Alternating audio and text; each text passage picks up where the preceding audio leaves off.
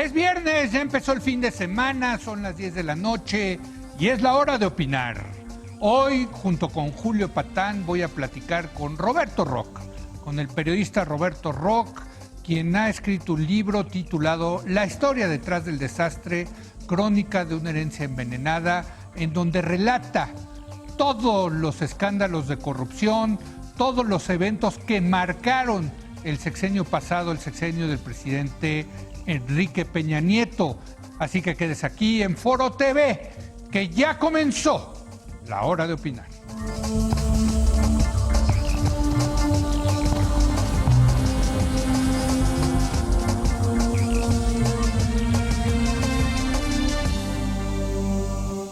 Muy buenas noches, mi querido Julio Patán, ¿cómo estás? Capitán Zuckerman, ¿cómo va la vida? Ya es viernes. Vamos de salida, hay una luz, ahí, así al final del túnel. Qué semanita, qué semanita, qué cosa. O qué año, no sé qué decirte, ¿no? O qué sexenio. O qué sexenio, sí.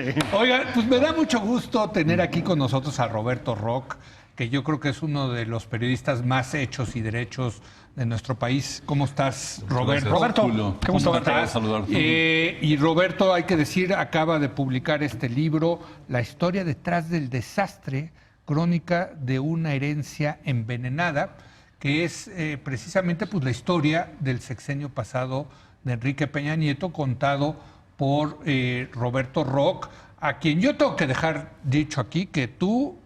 No digas una intimidad. Porque... No se va a decir una intimidad. Que tú eres parte tú eres culpable de que yo esté en este medio periodístico, porque tú, y lo cual te agradezco muchísimo, Roberto, fuiste de los primeros que me dio una oportunidad en el medio periodístico. Me abriste cuando eras director general del editorial del Universal, las páginas editoriales. Esto fue para nosotros. No, de verdad te lo agradeceré siempre, ¿no? Tuvo buen olfato el señor. Sí, ¿no? Ahí estás, ¿no? Sí, ahí estás en la batalla. Ahí estamos, mira. Sí. Imagínate. Debo ser no por presumir, como dice un clásico. Un clásico contemporáneo, sí. En ese momento hubo dos fichajes del Universal. Sí. Uno fue Leo Zuckerman, que para orgullo del Universal estuvo con nosotros varios años. Sí, así es. Y simultáneamente casi Lorenzo Córdoba. Así es. Que venía de jurídicas. Sí, éramos los dos chavitos. Que nos ha ido saliendo más o menos, pero bueno. Oye, pero Roberto, a ver, cuéntanos, la historia detrás del desastre. Yo la primera pregunta que te haría es de cajón.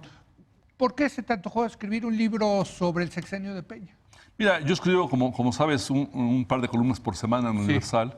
Retrato Hereje, que busca, digamos, indagar atrás de los episodios que ocurren en cierto momento, en ciertas coyunturas, y pensaba que me quedaba corto en este ejercicio frente a lo que veía de Peña Nieto, especialmente el fin del sexenio fue particularmente complejo, desde mi punto de vista escandaloso, ¿no? Sí. Y decidí ir hacia atrás y rescatar algunos episodios que hubieran ocurrido a lo largo de la administración Peña Nieto, buscando personas que me compartieran información, datos precisos, etcétera, de tal suerte que pudiera hacerse como un fresco de distintos episodios. Es más de una veintena de capítulos, cada uno buscando este tipo de acercamiento. Yo creo que hablé con un centenar de personas, que afortunadamente creo que hay una cultura cada vez más amplia en México del hombre público que sabe que la información que posee le pertenece a la sociedad. Entonces va compartiendo ¿Sí has visto ese cambio en tu larga carrera como periodista? Yo creo que sí. Yo te diría que yo leí con muchos políticos en otra época. Sí. Les decía, ¿te acuerdas de don Pancho Galindo? ¿No? Sí. El tipo tenía anécdotas impresionantes. Le decía, don Pancho, usted debe escribir esto. Y me decía, no sé usted, pero no sé qué. Sí. Dice, estas cosas no se escriben jamás, ¿no? Ni se dicen, ¿no? Sí. Y así con muchos más. Pero ahora no es que las escriban. Otros más recientemente dicen, oye, deberías escribir eso. Dicen, no, por eso te lo platico, para que tú lo escribas. Y por esa lógica yo veo cierta cultura incipiente, tal vez, de esto que llaman en Estados Unidos los whistleblowers, ¿no? Exacto. De alguien que confía en un periodista o en otra entidad una información que sabe que es de interés público. Así es. Fíjate que creo que tiene un ingrediente muy importante hoy este libro, que es la pausa. Es decir, una de las muchas lecturas que tiene es una radiografía del sexenio de Peña Nieto, efectivamente, pero también es el caminito hasta nuestra actualidad, ¿no? Y uno está con la sensación, además muy justificada, creo yo, de que todo va a una velocidad extrema, ¿no? Nos estamos sorprendiendo todos los días. La agenda política es, bueno, frenética, como nunca lo había sido. Y luego se nos olvida que esto tiene antecedentes, que tiene raíces, ¿no? Me parece que tu libro, entre otras cosas, es muy útil para entenderlos ahorita. Creo que ese fue uno de los motivos para hacerlo, ¿no? Fíjate, Julio, ojalá hubiera tenido yo esa óptica, creo que la tuya es más profunda. Yo me angustiaba mucho al principio de año cuando le decía a la editorial que se portaban muy bien, Grijalbo, que como saben ustedes es una gran casa editorial, diciéndoles, López Obrador va tan rápido que en unos cuantos meses nadie va a hablar de Peña Nieto, porque aparte veía yo poca voluntad política de López Obrador para mirar, digamos, hacia el pasado, para ajustar cuentas con el pasado. Y salió el libro en mayo, ¿no? Y después la coyuntura periodística creo que ha sido muy bondadosa con el libro, porque varios de los capítulos están muy íntimamente ligados con lo que está con los episodios de Emilio Lozoya, con los episodios del Chapo, de Rosario Robles. Ahora lo de Rosario Robles también. Pero yo creo que sí puede soportar una lectura diciendo que no nos pase lo mismo, digamos, ¿no? Y esto tiene que ver con conocer más, con tener más acceso a la información y con un gobierno más transparente, que creo que es parte de la agenda de discusión que tenemos ahora, ¿no? Entremos al libro, Roberto, si te parece, y es la historia del regreso del PRI al poder. Eso no se nos debe de olvidar, ¿no? O sea, el PRI que llevaba 2 sexenios fuera del poder y que se encontró a este magnífico candidato, hay que decirlo, que era Peña Nieto, ¿no te parece? Sí, me pareció que es un magnífico candidato. Después yo hablé con alguna gente tratando de investigar cómo fue que se definió la candidatura de él, cómo fueron los amarres para constituir. Y había un político de muy vieja escuela que me dice, mira, en la mera discusión, al final del día, en la mesa estaba, o buscamos un Pedro Infante, como Fox o como el Bronco, o buscamos un Luis Miguel, como él. Y optamos por Luis Miguel. Y vaya que era. Y fue un alineamiento a partir de ahí, Enrique Bombón, te quiero en mi colchón. Eso le decían en su campaña, sí. No, o sea, la verdad, yo llegué a ir a un par de actos de campaña de Enrique Peña Nieto y sí era muy impresionante, Julio. No, claro. Y además, y aparte no hay que restarle mérito, sinceramente. No. Yo creo que es un hombre con una memoria y con una intuición política importante, muy lento para tomar decisiones. Eso fue providencial en su gobierno. Pero creo que estaba dotado de cierto tipo de facultades y muy desprovisto de otras, ¿no? Correcto. Así es. Pero supo apoyarse en sus facultades, creo yo. Y también lo ayudaron, ¿no? Fíjate, es anecdótico, si tú quieres, lo cuentas en el libro, lo desencorsetaron un poquito. ¿Te acuerdas, no? Sí, cuando dicen, no, ¿sabes qué? Quítale la corbatita, mano, arremángalo y mándalo a la batalla, ¿no? Sí. Bueno, digamos, ese era Sí, uno era de sus un abogado de Toluca. Claro, o sea, claro, ¿no? Sí tenía esa Muy parte, formalito. ¿no? Muy formal, sí. Y Fíjate que hay una entrevista de esas que hacen las revistas del corazón. Sí. Que a mí me llamó mucho la atención porque le preguntaban, oiga, pero usted es muy serio, ¿no?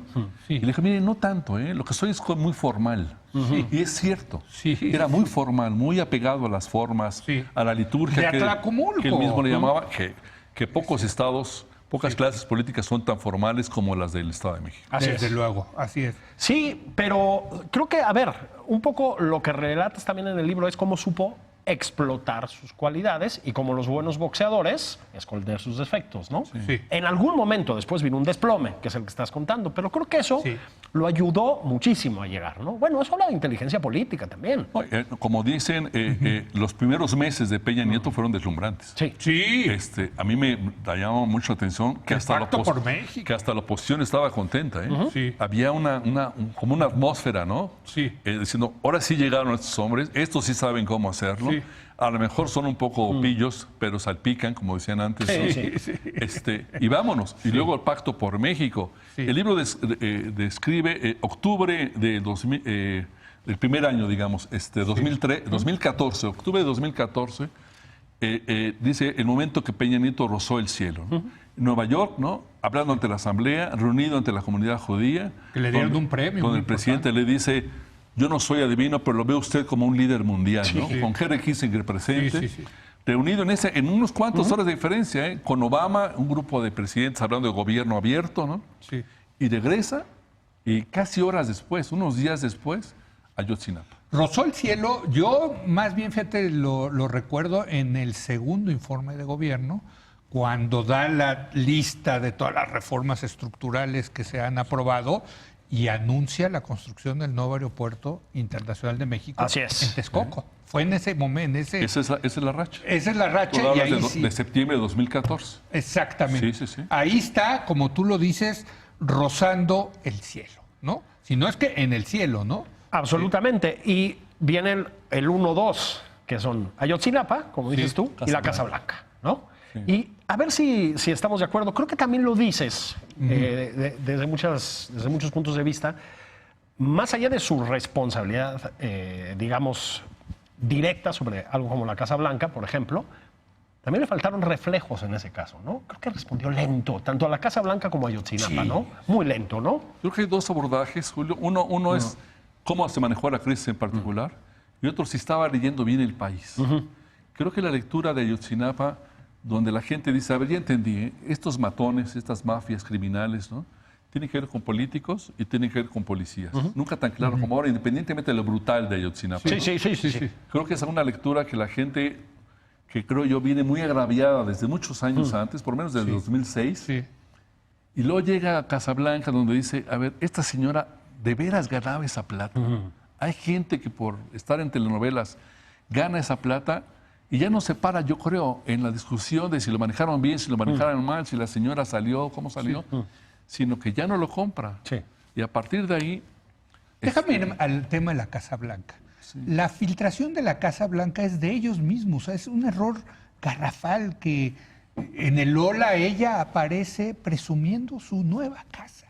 Fíjate O sea, es una cosa que parte a todo el personaje, creo, y esa es la pregunta, que es la frivolidad. Es un tipo frívolo. Sí, hubo una discusión, el libro lo busca documentar desde principios de año, donde la señora y sus hijas salían mucho en revistas del corazón. Correcto. Y hubo una batalla dentro de los pinos donde le decían, "Oiga, ya no, por favor, ya no, por favor. Fíjate que yo ¿no? escribí una columna al respecto y me acuerdo que me llamó el Eduardo Sánchez, ¿no? El vocero, sí. Y me dijo que estaba muy enojada señora.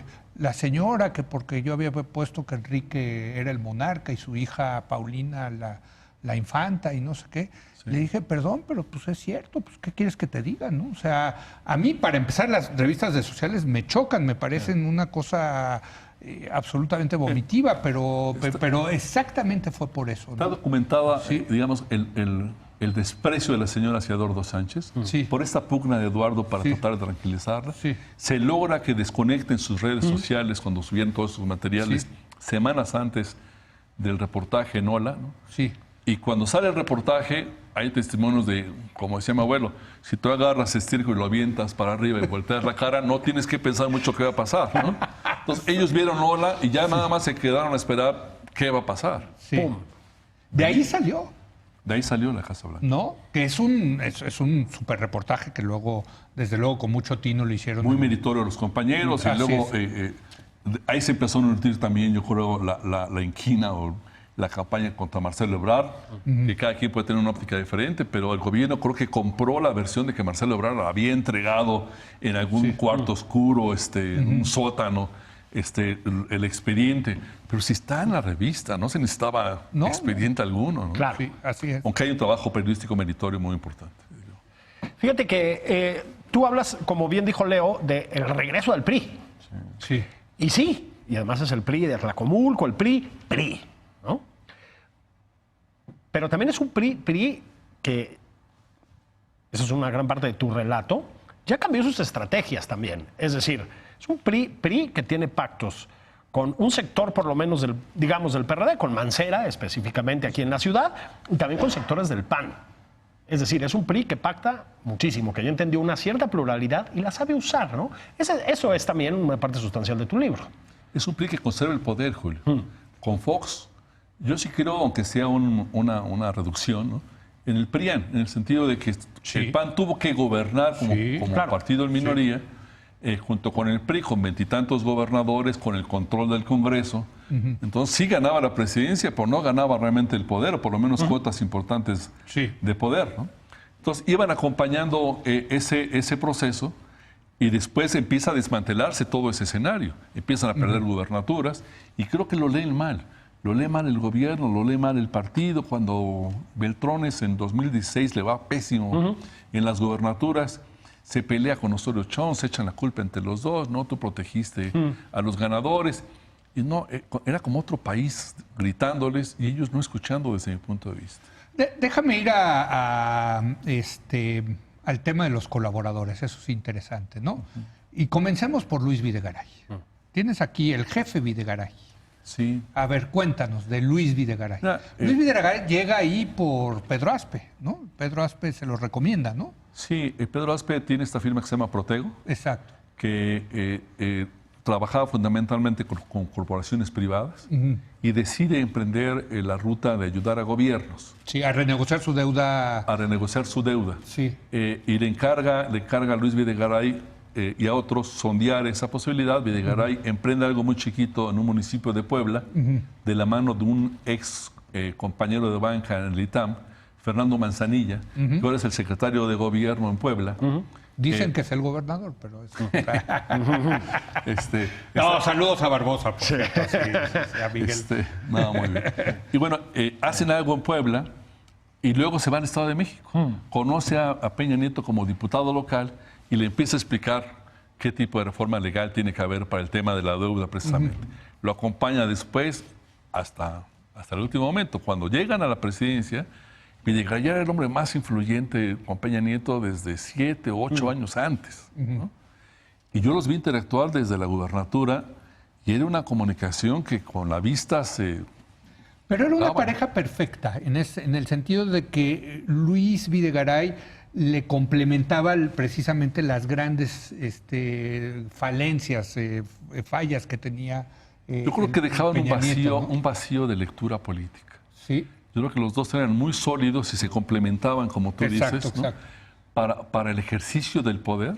Ahí trato de explicar que yo entendería una cosa diferente del poder por el poder y el poder que entiende el ejercicio del poder, especialmente en la fibra popular, digamos. En lo que tiene López Obrador. Que desde mi punto de vista carecen ambos de ellos muy notablemente y describe casi totalmente a López Obrador, su olfato popular. Así es. Y yo creo que esa falencia compartida, ¿no? Por utilizar un término sudamericano, falencia, los describe ambos, ¿no?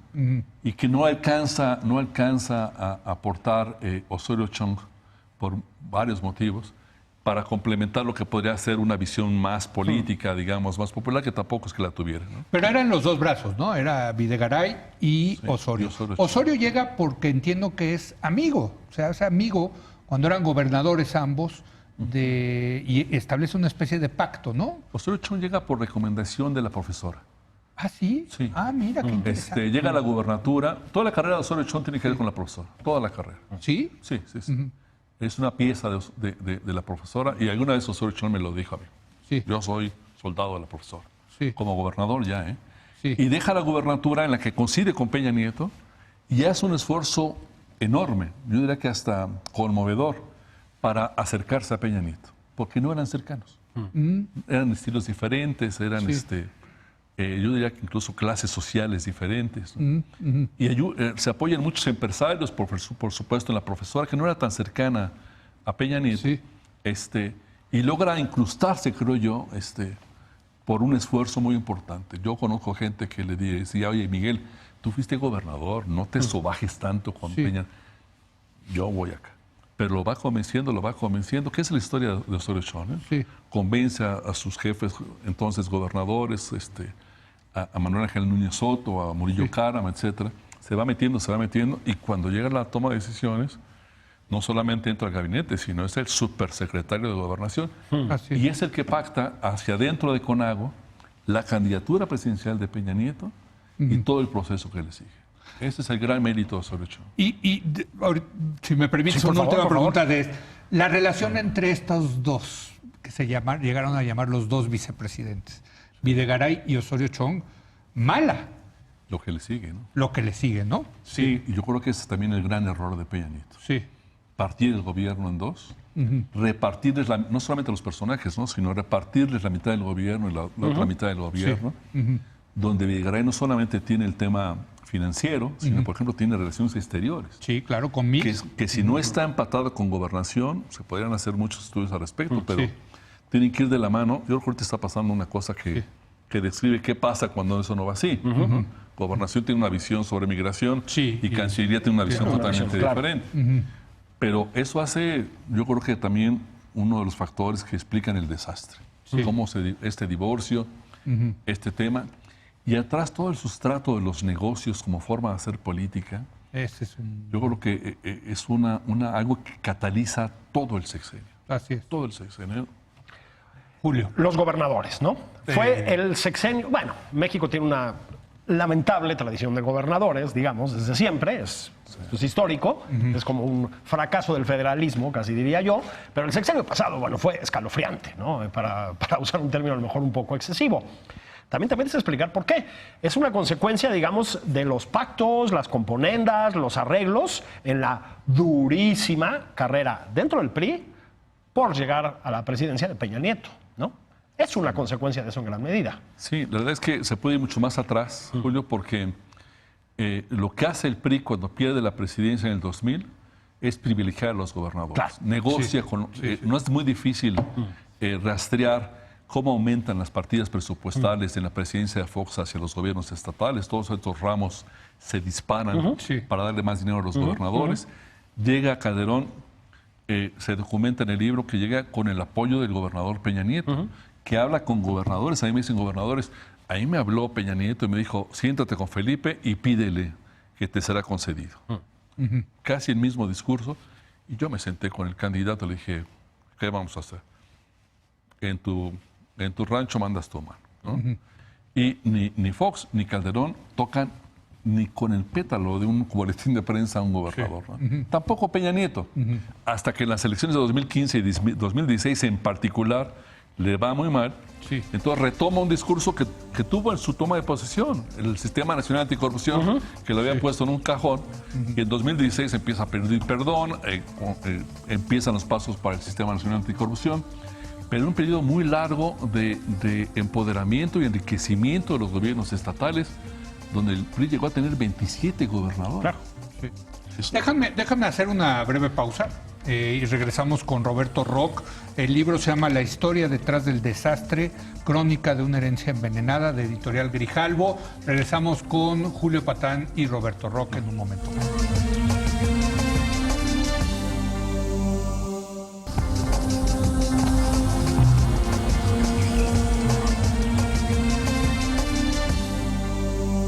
Bueno, estamos platicando Julio Patán y yo con Roberto Roch, quien es el director de La Silla Rota, un periodista, como yo le digo, hecho y derecho, sobre su más reciente libro, La historia detrás del desastre, que es la historia, pues, trágica de un sexenio que terminó muy mal.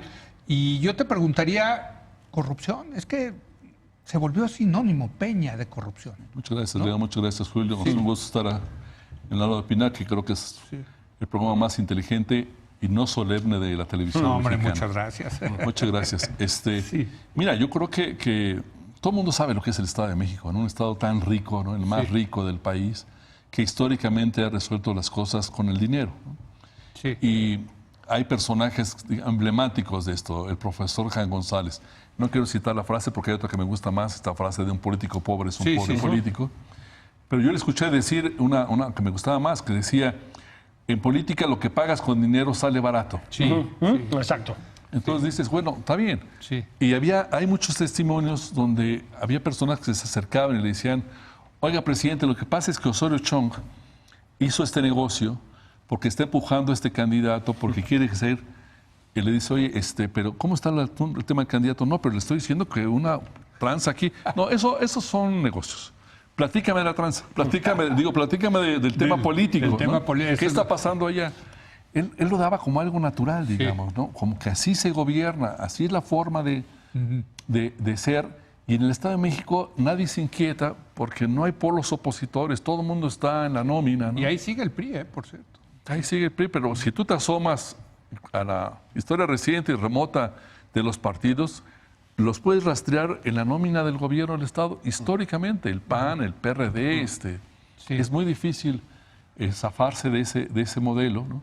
Y les asigna cuotas, incluso geográficas, tú vas a estar aquí, pero Sí. a Toluca no te acerques mucho, o depende. Pero bueno, yo creo que es algo que está en su cultura, en su ADN, y que es muy difícil que uno pueda imaginar que se lo pudieran quitar, ¿no? Entonces, ese es el sustrato que desde mi punto de vista también la gente dice, oye, ¿estos qué les pasa? ¿No? Sí, porque porque esto ya era otro país un Exacto. poco, ¿no? Bueno, y México no es el Estado de México, ¿no? Claro.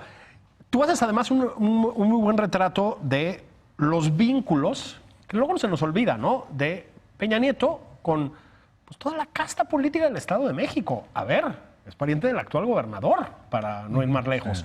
O sea, también hay una cosa familiar. Y de Montiel. Y de Montiel, por supuesto, pues es un discípulo, digámoslo así, ¿no? De Montiel.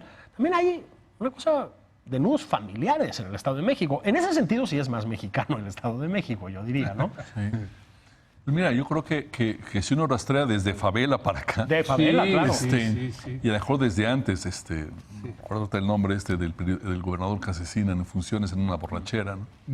Pero siempre están los negocios de los personajes, siempre está el dinero, ahí lo han forrado con un cierto dorado de que es que nosotros somos los sabios de la política, son muy pragmáticos, ¿no? Sí. Se agarran a puñaladas como todos, pero cuando alguien gana la gobernatura, todos los demás se disciplinan de manera lacaya, digamos, ¿no? Impresionante. Impresionante.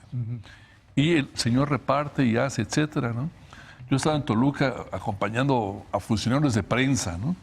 Y entrando a Palacio de Gobierno y con 3 policías cuadrándose entre el jefe de prensa. Digo, están locos. Están ¿no? locos. Están locos. Sí, están locos. Yo nunca he entrado por las puertas del Palacio con el gobernador, pero me imagino, debe haber fanfarrias, una orquesta ahí. Pero yo creo que esa cultura ya no pertenecía al conjunto del país. No. Y especialmente Y un ahí país hay un primero choque. muy bien comunicado, Sí. aunque sea con las redes sociales, que son a veces benditas y a veces muy pervertidas, ¿no? Sí. Pero también muy agraviado desde mucho tiempo antes, con muchos rezagos, ¿no? Entonces la gente se entera muy rápidamente, y creo que ellos se toparon con este país que a veces brota con cierta frecuencia. Pero el Estado de México sí es eso, muy conectado con el mundo de los negocios, ¿no? Muy. A veces son los mismos, ¿no? Sí. Y muy conectado con la alta política, aún con los no mexiquenses. Creo que el caso más emblemático es, por ejemplo, Salinas de Gortari. Salinas de Gortari nunca ha dejado de tener una conexión con el Estado de México. A pesar de que, y cuando estuvo fuera de Los Pinos, por así decirlo, ciertamente con Peña Nieto, pues no sé qué tanto entra a Los Pinos, sé que evidentemente él abre Los Pinos, y había una conexión muy importante. Peña Nieto en alguna época como candidato hablaba con los medios diciéndoles, oigan, ya no publiquen por favor tanto de que Carlos Salinas y yo somos amigos. Eran muy cercanos, muy cercanos. No en el caso de Del Mazo, que ahí sí todo el mundo sabe un distanciamiento importante. Sí, claro. Pero para mí me da la impresión de que Peña Nieto veía a Carlos Salinas de Gortari como la imagen que él soñaría hacer alguna vez, ¿no? Sí. El moderno, en fin, qué sé yo. Pero parte de la descripción del desastre, en alguna entrevista me han dicho, pero ¿por qué el desastre? Pero si tu legado lo pisotea el siguiente, digamos, si no logras mantener el poder, si lo que te acompaña como emblema es el sello de la corrupción, si lo más importante después de dejar el poder es verte bailando pésimamente aparte, pues es un desastre, ¿no? Es un desastre. Y fíjate que cuando salió lo de la Casa Blanca, yo recuerdo que yo fui muy crítico, ¿no?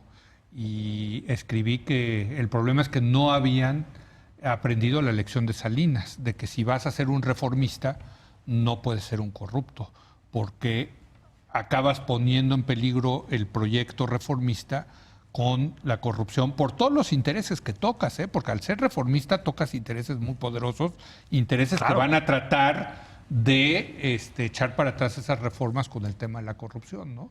Y bueno, y se cumplió, ¿no? Se cumplió, la verdad, tanto Salinas como Peña Nieto, pues creo que acabaron muy mal en la historia, ¿no? Siendo los dos reformistas. Mira, yo creo que yo veo reformas de Salinas que ahí siguen, ¿eh? Sí, sí, En el sí. tema de las iglesias, en el tema, Bueno, el TLC. tema internacional, el TLC, por supuesto, en el tema de los ejidos. Sí.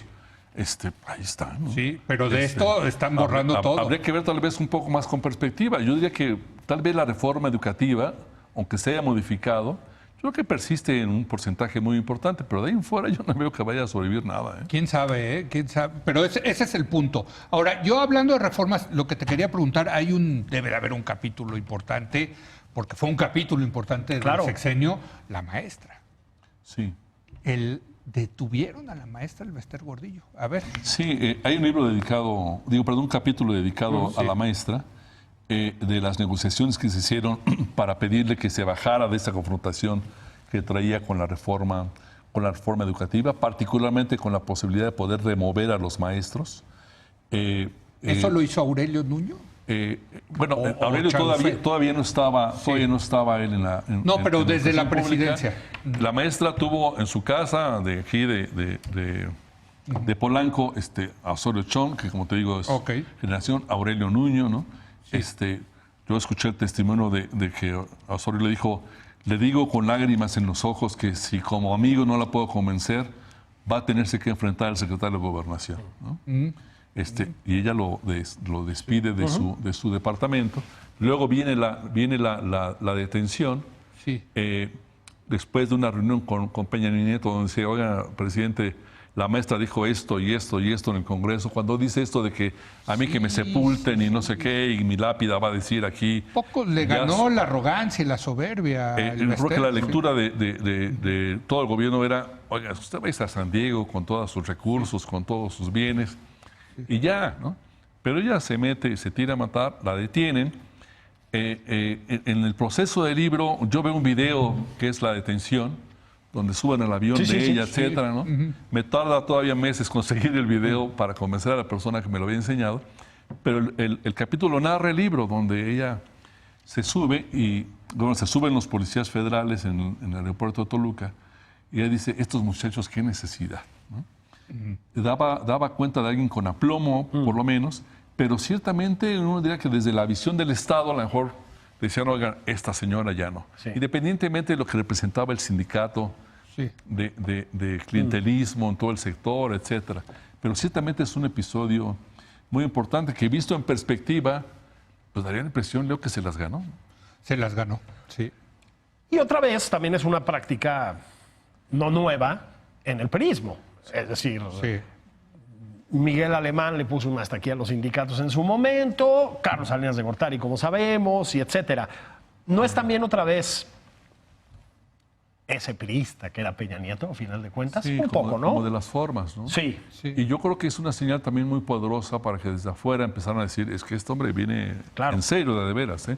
El Mexican Moment de este tema, ¿no? Es muy dramático revisando las revistas para el libro, que la misma revista que hablaba de Mexican Moment y que Peña Nieto tendría que enseñarle reformas al mundo, de cómo hacer reformas profundas. Después habló de que estos no entienden que no entienden. Sí. Es dramático, ¿eh? Es dramático, sí, así es. El Economist, te estás diciendo. Sí. Así es. Ahora, todo esto desemboca, digamos, los tiempos del sexenio, los 2 primeros años, como tú dices, a tambor batiente, ¿no? Fantásticos, el Pacto por México, reformas, ¿no? Llega luego, pues viene la caída con Ayotzinapa, la Casa Blanca, no saben cómo reaccionar.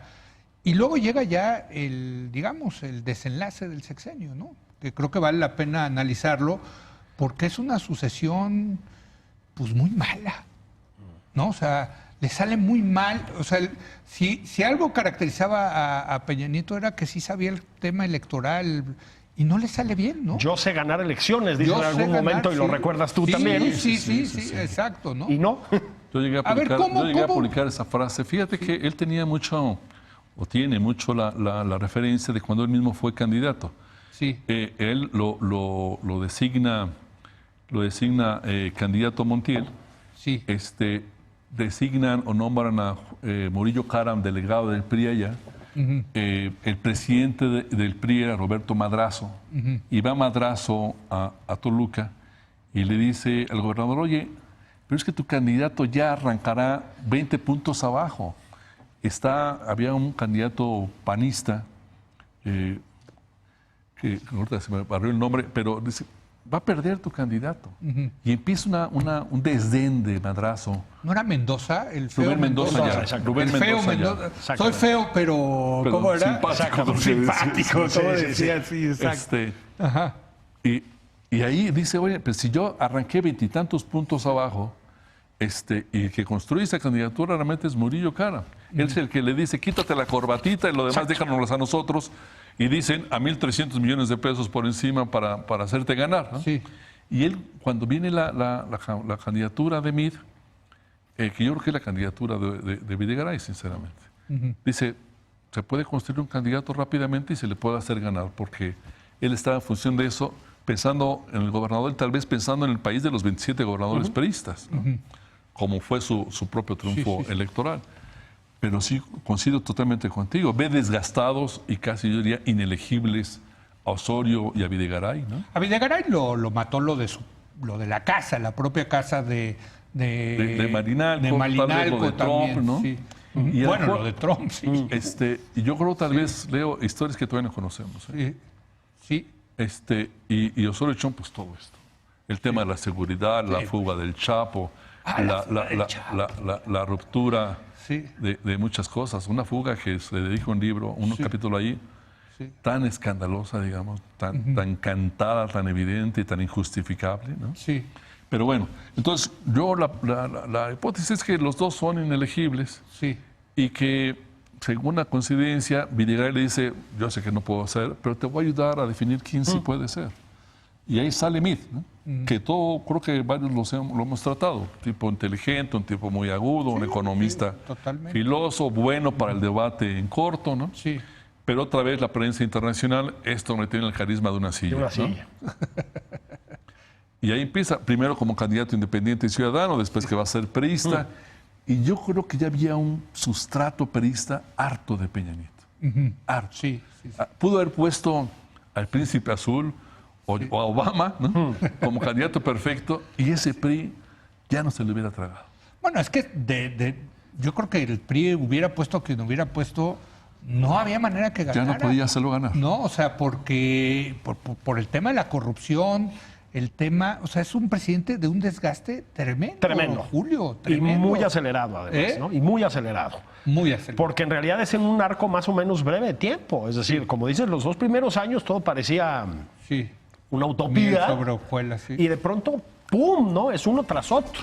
Ahora, ya que estamos como en la antesala de la última elección, Anaya, también le dedicas un capítulo al vínculo con Anaya, que la verdad es mucho más complejo de lo que yo sabía y recordaba. A ver, permíteme hacer una pausa y porque es un tema crucial. Buenísimo lo que pasó con Anaya, al cual hicieron pomada, por cierto. Pero ahorita hablamos de eso. Regresamos en un momento más con Roberto Roch y Julio Patán. Estamos hablando sobre el desenlace del sexenio pasado, que explica en gran medida lo que está pasando en este sexenio. Regresamos en un momento más.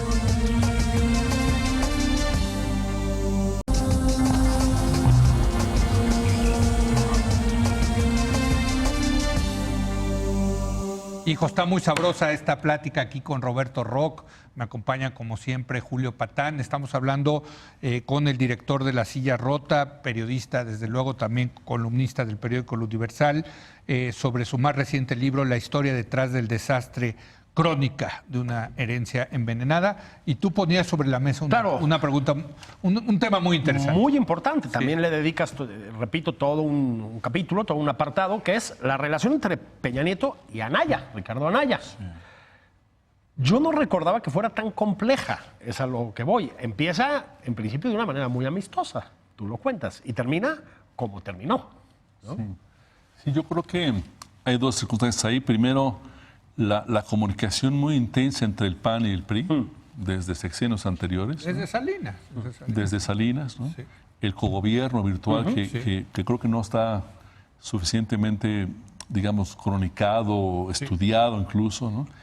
Pero hay un valor ahí también muy importante que creo que el PAN no valoró, que es la importancia del Estado de México para Peña Nieto. Yo creo que Peña Nieto debe haber dicho, yo me puedo morir en la raya, pero el PRI va a seguir en el gobierno del Estado de México. Y lo logró. Pase lo que pase. Y lo logró, la verdad. Y el desafío, la ruptura de este PRIAN, insisto, si quieren de una manera reduccionista de plantearlo, viene cuando el PAN desafía el tema del Estado de México y que cree que puede haber un pacto, una concertación, como se decía antes, para que un panista llegue a la gubernatura del Estado de México, como pasó con la presidencia.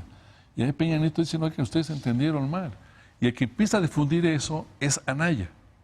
O sea, Anaya quería que ganara Josefina Vázquez Mota la gubernatura del Estado de México. Yo creo que es una pugna de otros grupos. Lo que puede saberse ya, digamos, lo que está muy documentado, es que Josefina tenía un acuerdo, un pacto con el gobierno Peña Nieto de no ser candidata a cambio de este apapacho que tenía en Cancillería apoyando a su fundación. Sí. Más de $1,000 millones.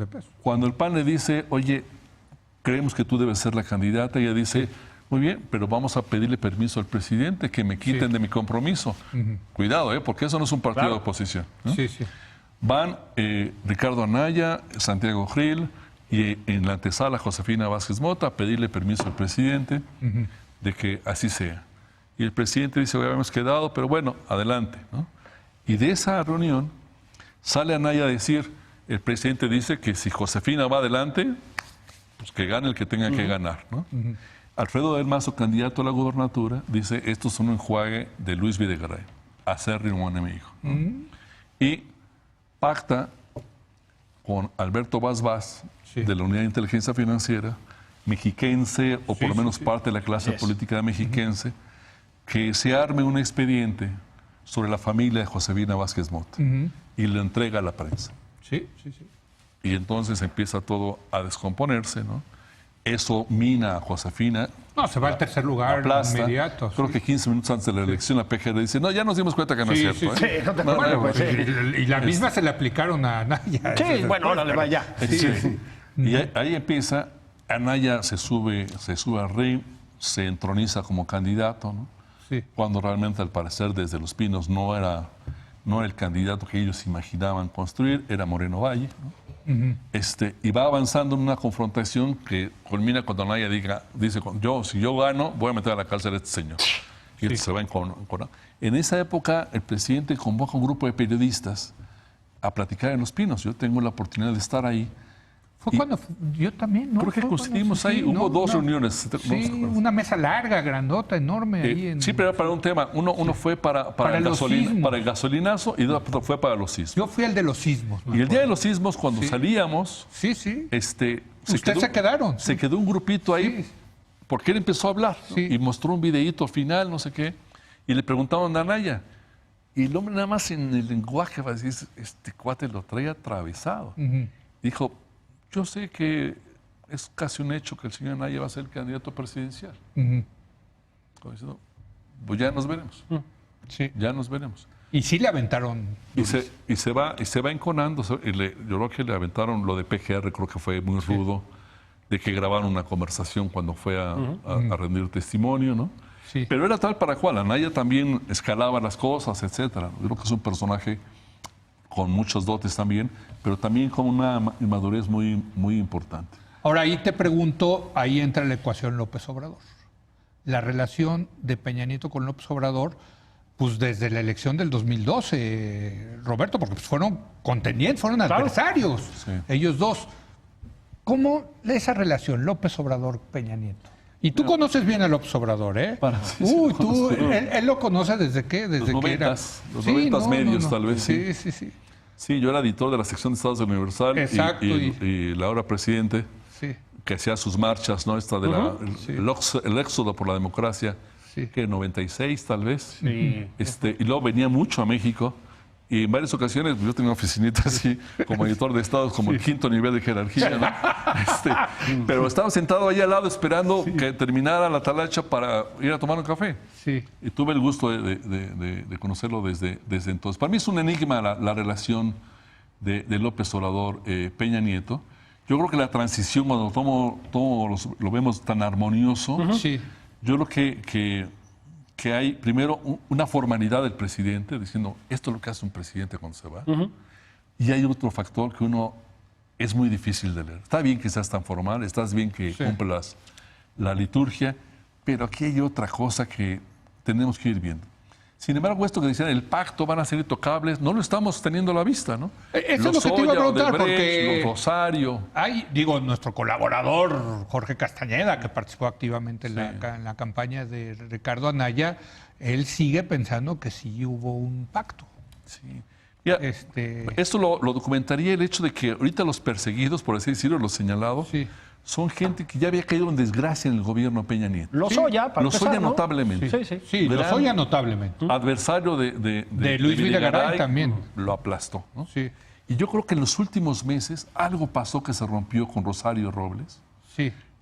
Osorio le había ofrecido una candidatura a la senaduría y de repente, contado por los protagonistas, simplemente dejó de tomarle la llamada. También era del grupo más cercano a Osorio Chong, más que de Videgaray, ¿no? La candidata, digamos, el proyecto presidencial de Osorio Chong tenía en la primera fila, no sé si en el número 1, pero en la primera fila, a Rosario Robles. Ok. Indudablemente. Igual que a Claudia Ruiz Massieu, por ejemplo, y a otros, ¿no? Hasta hace poco, yo no sé ahora, pero hasta hace poco Mariana Moguel, la hija de Rosario Robles, en su cuenta de WhatsApp decía osorista de corazón. Pero ¿qué está pasando ahora? Es difícil de entender. ¿Por qué dejaron a Rosario ¿Y en esa no condición? quiso Rosario ser senadora? No, le retiraron la propuesta. Ah, se la retiraron. Sí, le dijeron, tú vas a ser senadora, y en cierto momento cuando se oye, ¿qué pasó? Hasta que, adiós. Pues por la Adiós. estafa maestra, seguramente, ¿no? La estafa maestra fue después de la propuesta, pero fue en esos días, en esas semanas. Ciertamente hubiera sido cuesta arriba, pero como sea, yo creo que desde antes, un poco antes, había caído en desgracia. Cuando me dio la impresión que la estafa maestra no es creación de una sola persona. No, bueno, hay 11 dependencias en la investigación que hizo Animal Político. Exactamente. ¿No? Sí. Vamos a ver. Sí. Tú terminas de escribir el libro, mandas a imprenta. Como todos sabemos, los tiempos editoriales son largos. Desesperadamente ¿sí? largo. Desesperadamente largos, sobre todo en los libros. Sí. Y de pronto, bueno, López Obrador se vuelve presidente de este país, etcétera, etcétera, etcétera. Y de pronto, Peña Nieto, que estaba desaparecido, o sea, era como un recuerdo por ahí, todos decíamos, está en un exilio dorado, ha vuelto a cobrar un cierto protagonismo y no de la mejor manera posible. Bailando horrible, como dices tú, haciéndose unas fotos en París. Está guapa la novia. Claro, con una novia Eso guapa, sí, está guapa. nueva, ¿no? Sí. Y etcétera. Luego yo creo que estas instantáneas le dicen muchas cosas. ¿Qué te dijeron a ti? ¿Tú viste esos videos de Peña y qué te dijo verlo así? ¿Bailando? Sí, bailando en París. Creo que eso y la entrevista en Quién, Sí. perdón, Nola, o Quién, para mí me da dos señales. Primero, alguien que no se hace cargo de que es un expresidente que va a avergonzar a los mexicanos. Por lo menos yo pertenezco a una generación que respetaba a los presidentes per se, ¿no? Sí. A la presidencia.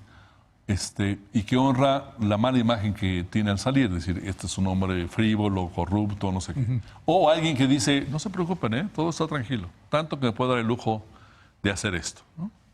Me quedan las dos lecturas, ¿no? Pero bueno, la circunstancia hasta ahorita está en estos casos que estamos viendo, ¿no? Yo creo que si se profundizara en algunos casos, podría tenerse que concluir de que no hay tal pacto, Leo. Pero si esto termina en cualquier tontería de que salga la gente rápido de prisión, que no se profundice, dicen que algunos casos están sostenidos con palillos. Palillos. Pero a nosotros nos están diciendo en la Sierra Rota, oiga, tengan cuidado, vienen estos temas, hay denuncias ya en curso, al parecer una muy importante sobre el Poder Judicial de la Federación, Ah, mira. que uno diría, híjole, Ah, caray. no sobre el poder, sino sobre personajes concretos del Poder Judicial de la Federación, que uno diría, es una cosa totalmente insólita, ¿no? Entonces, uno tendría que asumir que esto tiene otra lectura y que yo soy de la opinión que un personaje, no quiero decir un hombre de Estado, pero un presidente de la República no puede hacer un pacto cuando no sabe qué se va a ir encontrando y que eso es su razón de gobierno. Según lo que encuentre, pues voy a reaccionar, man. No, y según las circunstancias eso me también, refiero. Roberto, ¿no? O sea, eso me refiero. Puedo no tener la intención, Sí. Señor Peña Nieto, pero si se me atora el zapato, Pues sí. pues tengo que ir por algo, ¿no? Claro. Y creo que los zapatos se están atorando mucho últimamente, ¿no? O sea, las cosas, pues, Pues sí. digo, hay que ser verdaderamente como muy estar muy pleno de fe para no darse cuenta de que en la economía, pero en la seguridad nacional, pero en los temas de salud y etcétera, pues hay gravísimos problemas. Entonces, esa es la otra, ¿no? O sea, también han coincidido, digamos, estos como manotazos legales o jurídicos, ¿no? Sobre la mesa, pues con un momento muy malo de esta administración, ¿no? Especialmente, yo creo que en muchos frentes, ¿no? Pero especialmente en el tema económico, que puede contaminar todo lo demás. Claro. Incluso hacer inviable el modelo de gobierno que se imaginaban con muchos programas sociales, etcétera, ¿no? Nos queda tiempo para una pregunta. Y te diría, ¿cómo caracterizarías al personaje Peña Nieto? Porque hay frivolidad, hay corrupción, hay capacidad política también. O sea, hay también, digamos, hay aspectos positivos. ¿Tú cómo lo caracterizarías a Peña Nieto? Mira, yo tal vez podría decir que es víctima de sí mismo. Sí, Bueno, estás diciendo... de su propia circunstancia. Está casi ¿no? freudiano tu diagnóstico. Sí, ¿no? sí. Yo creo que no estaba preparado para esa posición y que su formación representó también sus propios lastres. Pues ahí, con eso nos vamos. Parece que sí. ¿Eh? Pues felicidades. Señores, El muchísimas libro, gracias nuevamente. La historia detrás del desastre de Roberto Rock ya está a la venta de Editorial Grijalvo. Qué gusto Señores, tenerte aquí, Muchísimas Roberto. gracias, Julio. Es qué un bueno honor verte por estar aquí. aquí Y con a ver si ustedes. te vienes un día a platicar de periodismo. Sería un Ah, honor. eso está muy bien. Él sí No, es. no, bueno. No, aquí nosotros somos No, niños de sea, pelo. no sea, yo no ni sea. Periodista siquiera, de raza. yo Los la dos. verdad ni siquiera me considero periodista, la verdad. Tú eres un periodista. Los dos de son raza. referentes obligados en este negocio. Yo trabajo en los medios, pero ustedes son de verdad periodistas, en serio. Hay que hacerlo. ¿No? Querido Leo. Gracias, mi querido Qué bueno Julio. verte. Gracias de Bueno, nuevo a bravo. Roberto Vamos. Rock. Gracias a usted por habernos acompañado. Yo lo espero el lunes, en punto a las 10 de la noche, cuando otra vez sea la hora de opinar. Aquí nos vemos.